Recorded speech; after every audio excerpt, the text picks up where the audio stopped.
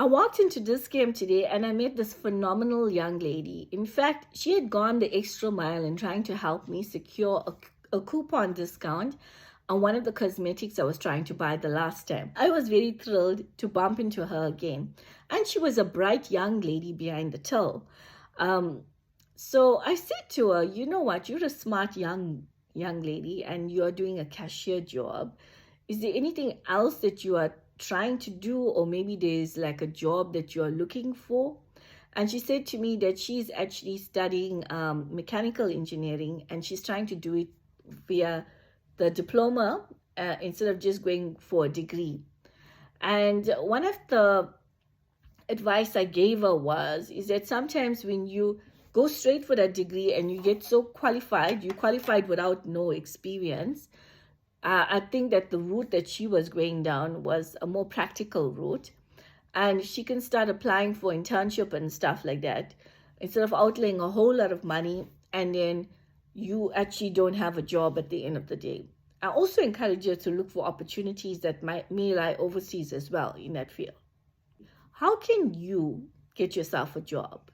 Well, one of the things you can do is free internship.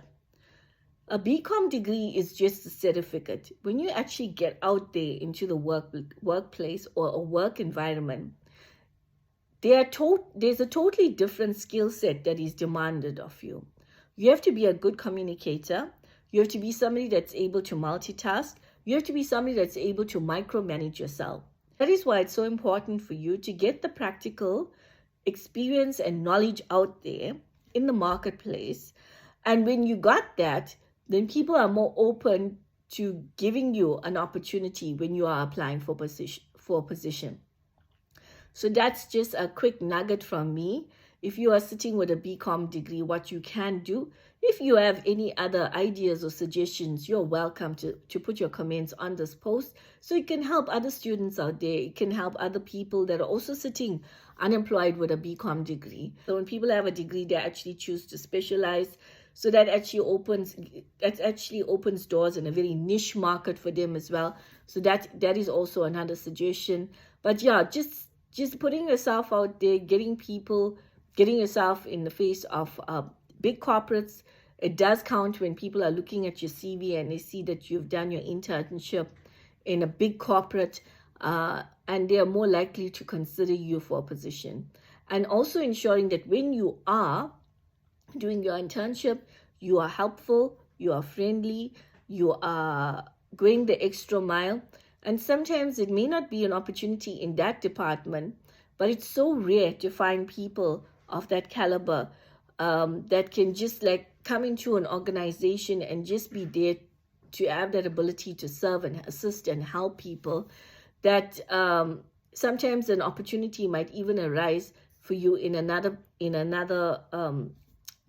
department. And also while you are there, it's so important for you to network as well, to get to touch as many people as you can, to let them know that you are doing your in-service or you're doing your practicals or your apprenticeship year. And if they know of any positions that are opening up, you'll be so grateful if they would consider you, making sure you touch base with them, making sure that they've got your CV in their inbox. So networking is so important as well, to be able to leave that impression, leave that an idea of who you are as that person. For me, in my other videos, I would have shared that I had an opportunity to work at Cola Flexible. I had an opportunity to serve over there, and it was actually the art director that organized me my first job, and it was his mate that had a design studio. And I will ever be so grateful for that introduction, because that led me down the path of where I actually loved working. I ended up working for Croxley, the stationery company, as a designer, and then I just grew from strength to strength. But what I had gone in there just to serve, just to learn. Although I had my qualifications, I didn't have this bubble over my head about, oh, I'm so qualified, I can't take a mop and mop the studio if you need that help, or I can't assist with, just stapling a few documents or cleaning up a cupboard. In all humility, I just took that opportunity that was that was there, and whatever I could learn, I learned. I was so hungry to learn. So in life, as I said, be a student, not a follower. Be hungry to learn. Be passionate about what you are doing. And also, just because you may not be interested in it doesn't mean that you can't be interested in what the person is sharing. I remember that while I was serving at Cola Flexible, I would be sent down to see how the guys did repro. And repro is a process where you prepare the artwork for actually being printed. And being a graphic designer, and I loved designing and sketching and stuff, doing repro would have been a very mundane task for me. But I did not let that stop me from learning. I just love the fact that there were people out there that were so passionate about repro. I mean, they would take into account the Pantone colors and how it printed, and if the artwork had enough bleed on it. And sometimes, like, you take for granted, like the wheat that looks on a Dawn lotion or on packaging, you take for granted these colors, but there's so much of thought and skill that goes behind the development of that product, goes behind the printing of that product. So for me, I learned to respect somebody else's profession and the work that goes in it as well. When I meet people, there's never a dull moment.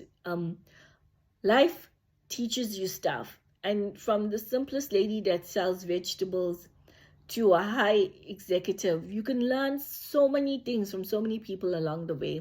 So being in the marketing field has really been a humbling journey for me, and I carry that with all humility, knowing that the next client that I see, the next entrepreneur that I talk to, there's so much I can learn from them, and there's so much they can learn from me. So I trust this has helped you.